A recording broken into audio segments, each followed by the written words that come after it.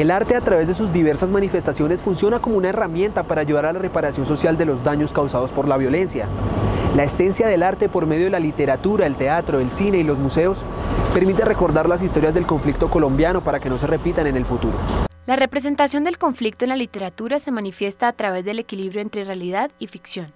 El escritor colombiano Roberto Burgos Cantor es una muestra de ello.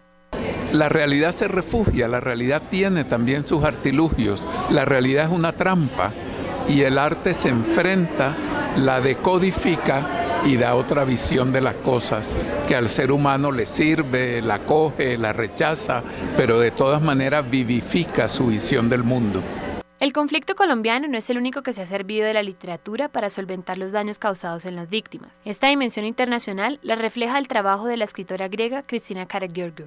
La literatura intenta producir un cortocircuito a esta necesidad. Entonces, en sí, el texto literario puede ser un embajador enorme de qué es la violencia y cómo se puede plasmar. La literatura escrita puede hacer accesible la violencia a una población que quiera leer o puede dar un impulso a la cultura en general. Las ventajas de la literatura de conflicto también son compartidas por otras manifestaciones artísticas como el teatro. Dos ejemplos que evidencian la representación de la violencia colombiana son el de Verdenfenster y Mujeres en la Guerra. El teatro, como pasa ahí, en vivo, en directo, enfrente tuyo, hace que esa comprensión de los eventos que están contando además tengan esa pieza emocional que a veces los informes académicos no tienen. Si antes de empezar a matarnos tuviéramos la oportunidad de conversar, si fuéramos capaces de ver al ser humano que hay detrás del hombre armado de enfrente, si pudiéramos comunicarnos, pararíamos la guerra y rescataríamos el país. De la acción característica del teatro, pasamos ahora a la quietud y el silencio de los museos. Las expectativas que la gente tiene frente a un museo memorial son muy variadas. Depende de, por ejemplo, las víctimas generalmente quieren verse representadas, pero la forma en la que se quieren representadas al mismo tiempo es muy variada. Hay víctimas que se quieren ver representadas más como un ejemplo de superación y como un ejemplo a seguir en los procesos de reparación.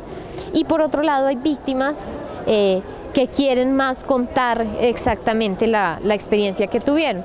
La gente, por su parte, los visitantes de un museo memorial tienen expectativas como intentar comprender el conflicto, intentar acercarse al punto de vista de las víctimas, intentar acercarse como a un ámbito del cual no necesariamente son parte. También el séptimo arte es una herramienta que logra representar el conflicto armado en Colombia. Veamos cómo Jairo Carrillo lo logra con su película Pequeñas Voces.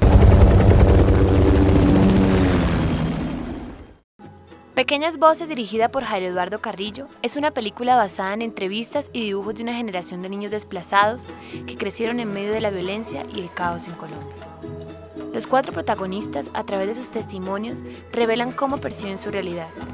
La historia ha sido ilustrada y animada teniendo como base sus dibujos originales, donde compartieron sus viajes, sus sueños y esperanzas.